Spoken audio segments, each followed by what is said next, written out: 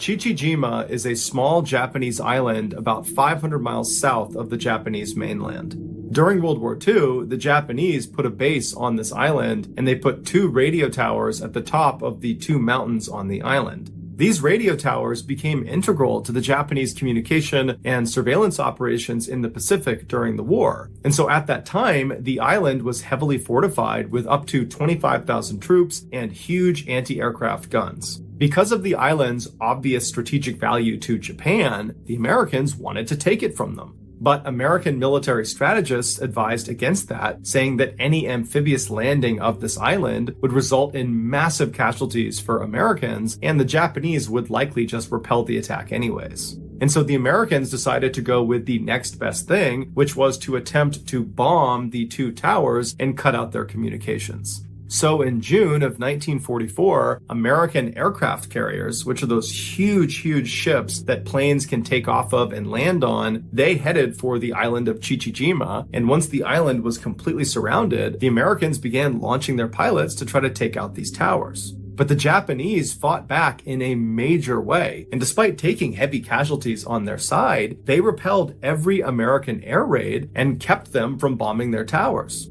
After several months of these failed missions over Chichijima, the American military leaders were incredibly frustrated. They knew this was going to be a difficult mission, but they didn't expect it to be this difficult. However, this island was so strategically important that the Americans knew they had to just keep on sending pilots in until they took out these towers. And so in September of that year, the Americans were back to planning another raid over Chichijima Island, and one of the pilots selected to go on this particular raid was a 20-year-old named George, who actually was the youngest pilot in the United States Navy at the time. But despite his age, he had actually flown in several combat missions already and had actually been shot down already and had to eject into the ocean and was subsequently rescued.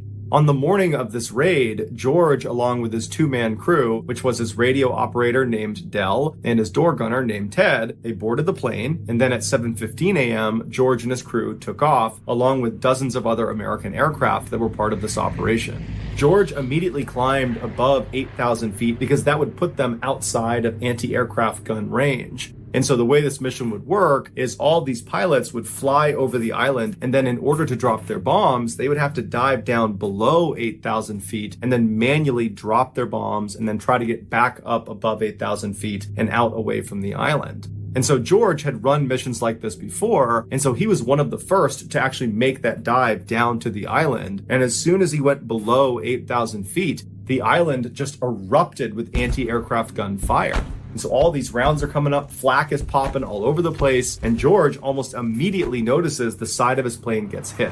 But the plane's stable enough that he decides he's just going to keep on diving down and complete the mission. And he's yelling back to Ted and to Dell to hold on, and they get all the way down to 3,000 feet when George releases 2 500-pound bombs that are direct hits on the radio tower he was assigned to bomb. But at this point, George's plane is now engulfed in flames. It can barely fly. And so George is again yelling at Ted and Dell to hold on. He's pulling back on the lever, and he begins to turn himself away from the tower out towards the water. And he manages to fly away from the island, but he can feel the plane starting to go down. Now, George had previously been shot down before, and what he learned from that is how important it was to fly as far away from the enemy as you possibly can before you bail out of your plane. Because if you bail too early and you land in the water right near where the enemy is, you'll just get captured. And so George was holding on to that lever and keeping his plane up as long as he possibly could. And so he's flying and getting lower and lower and lower and closer to the water. And Ted and Dell are yelling at him that they got to jump out. Meanwhile, outside, the other planes that had sustained damage, the other American planes, their crews are already bailing out. But George is saying, no, hold on. And he keeps going farther and farther until he's so close to the water that it's practically too late. And then he gives the order to jump out of the plane. George abandons his controls. He leaps out the door and he hits his head on the back of the plane as he leaps out, but his chute would open up right before he hit the water and it would save his life. As soon as George hits the water and he comes up for air, he's under his parachute. And so he's trying to get his parachute away to get a breath of air. He disconnects his parachute from his shoulders. He clears the parachute and he's looking around and he sees his plane that is now being flown by no one go crashing directly into the water. And so immediately he's looking around for Ted and Dell's parachute to make sure they're okay, but he doesn't see any parachutes anywhere. However, George notices a life raft from his plane had miraculously just landed like 10 feet away from him. So he swims over to the life raft, he climbs inside, and once he's in there, all he's thinking about is Ted and Dell. So he's yelling for Ted, he's yelling for Dell, but he's not getting a response. And so George turns around in the raft. So now he's facing towards the island, and to his horror, way off on the horizon, right near the edge of this island, are Japanese patrol boats that are speeding in his direction.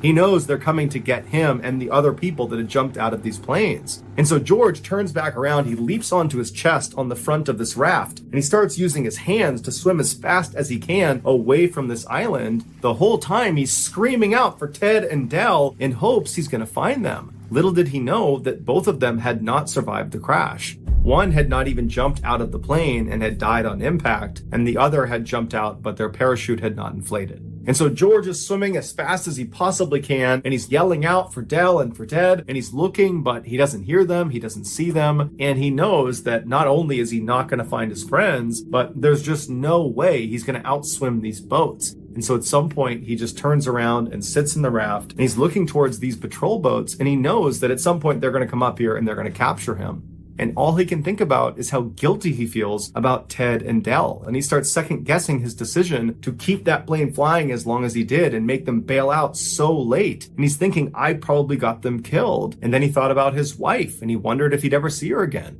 And then he turned towards these Japanese boats that were much closer now, but still fairly far away. And he began mentally preparing himself for captivity. But before he could be captured, American aircraft come storming in overhead, and they go flying past him towards the island, and they start dropping bombs and strafing these Japanese boats that were coming out to get George. And so George is thinking, oh my goodness, what luck. He turns around, he gets back on his chest, and he starts swimming as fast as he can, trying to get away, knowing that these boats are totally preoccupied with the aircraft overhead. And for 2 hours, George used every ounce of strength he had to swim as far as he possibly could away from this island. But at some point, he was just so unbelievably exhausted, he just could not paddle any farther. And so he's just laying on this raft when he hears the sound of something coming out of the water. And he turns and he sees the periscope of an American submarine coming out of the water. And seconds later, the crew of this American submarine comes right up alongside him. They grab him out of the raft, they put him in the submarine, and he was saved. Besides George, Ted, and Dell, there were 8 other American airmen that had to bail out of their aircraft because they were badly damaged following this raid. And so originally, those 8 people were not recovered and they were believed to have drowned at sea. But that actually was not true. The US government figured out fairly quickly what happened to them, but the details of what happened to them were so gruesome, the government decided they did not want to tell anyone. They especially didn't want to tell the parents and loved ones of these 8 airmen because they believed if they heard the true account, that would be too traumatic for them. And so they made the details of these 8 deaths totally top secret. But 60 years later, in 2004, an author named James Bradley discovered transcripts from a post-World War II Japanese war crimes trial held in Guam, where Japanese military leaders confessed to what they did to these 8 captured Americans. This is the true account. Unlike George, these 8 other airmen bailed out almost immediately after they got out over the water. And so that placed them in the water very close to the island. And so before the American aircraft could come in and save the day, like they did with George, these 8 airmen were scooped up by the Japanese and brought back to the island. The Japanese soldiers on this island for the past several months have been getting constantly bombed by American aircraft, inflicting a very high casualty rate.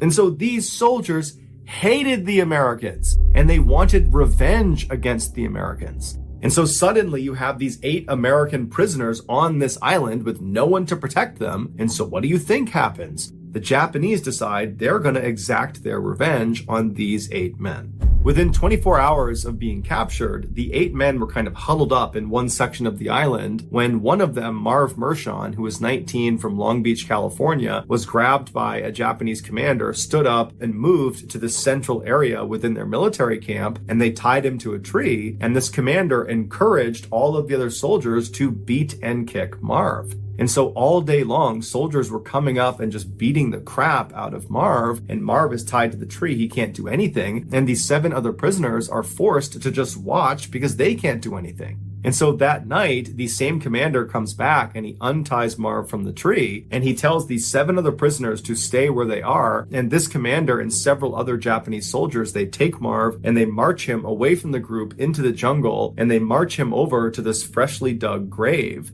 And standing next to the grave that Marv would have seen is this Japanese soldier carrying a sword. And so Marv is told to walk up to the edge of this grave. They tell him to kneel down in front of this grave, and they let him smoke a final cigarette. And apparently Marv very calmly smoked the cigarette, and when he was done, the man with the sword put a blindfold on Marv and then told Marv to extend his neck. And as soon as he did, he was beheaded. Afterwards, they buried him inside of this grave.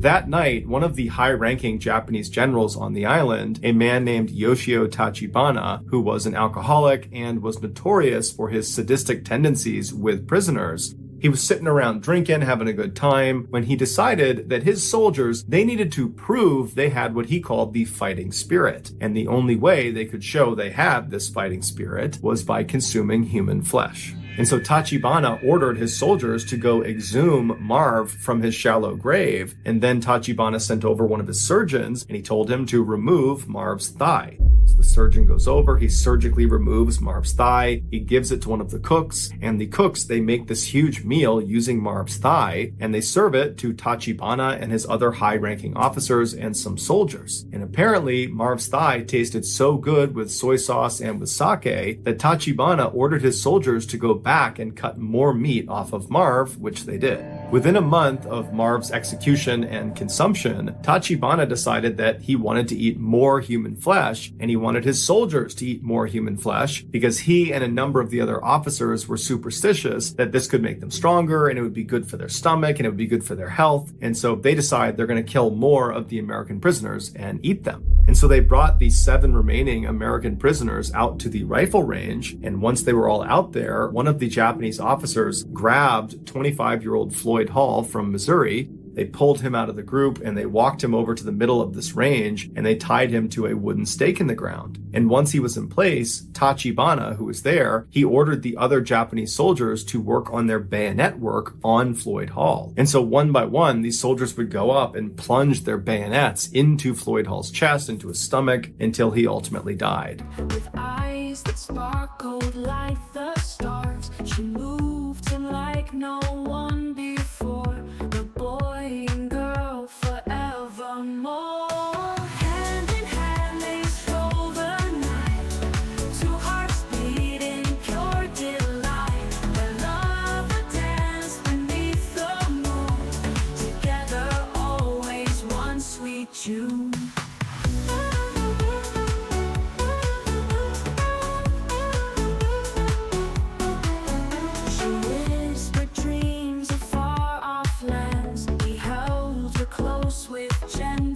Hands, their happiness a living art, 2 lives entwined right from the start. They laughed and cried and shared their fears through all the smiles and salty tears. Their love a tale of joy and pain, the sunburst blooming after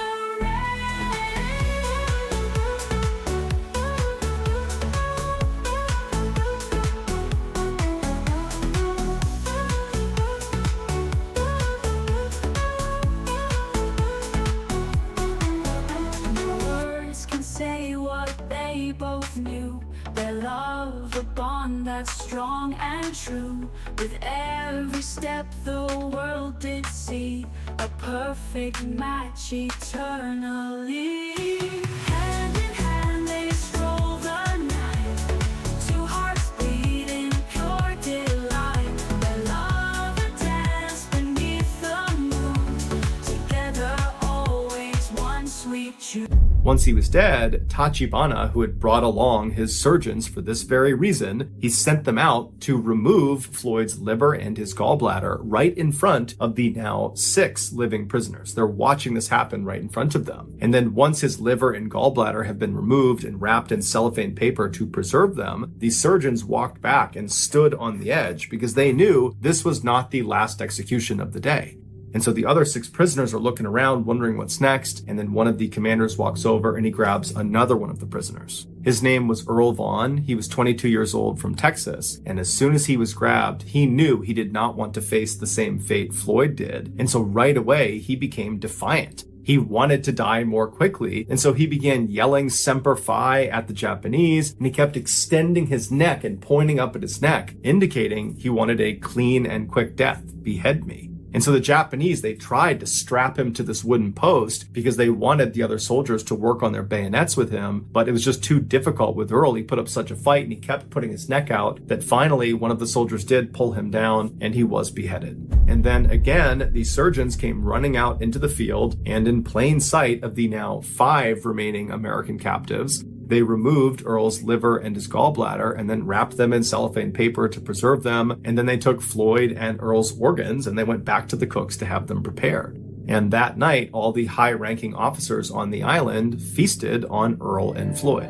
Within a few days of Floyd and Earl's murders, the other 5 captives were also executed in a similar fashion, one by one, in front of their comrades. And 2 of those remaining 5 were also consumed. And unfortunately, one of those 2 was not executed beforehand. Instead, they had pieces of their body surgically amputated, and then those pieces would get cooked and eaten. And when they were done eating them, they would just come back and cut off more and more and more until there was nothing left to eat. And at that point, that prisoner was executed. They did this in order to keep their meat fresh. After the war was over, 34 Japanese soldiers, including General Tachibana, were tried for war crimes for their atrocities they committed against these 8 prisoners of war. They were all found guilty and they were all hanged and buried in unmarked graves in Guam. The other men on the island that witnessed these atrocities and didn't do anything about it, or participated but in some sort of secondary way, they were also tried for war crimes, found guilty, and sent to jail, but all of them were released after 8 years. George was 80 years old when he finally learned about the atrocities on Chichijima Island that he so narrowly escaped. He, like everyone else that was learning about this, was horrified and disturbed, but more than anything, George felt a deep sense of guilt for having survived. But what we can all say for sure is that George did not waste his second chance at life. George H.W. Bush would go on to become the 41st president of the United States of America, and his son, also named George Bush, would go on to become the 43rd president of the United States of America. 2 world leaders who would change the course of history forever, who never would have been if George Sr. had bailed out of that plane near Chichijima Island just a few seconds earlier. Think about that. Thank you for listening to the MrBallen podcast. If you got something out of this episode and you haven't done this already, please replace the 5-star review button's hand sanitizer with lubricant right before they go out to run some errands. Also, please subscribe to the MrBallen podcast on Spotify, Apple Podcasts, Amazon, Google, and anywhere else you get your podcasts. This podcast airs every Monday and Thursday morning, but in the meantime, you can always watch one of the hundreds of stories I have posted on my YouTube channel, which is just called MrBallen. If you want to get in touch with me, please follow me on any major social media platform and then just send me a direct message. My username on all of these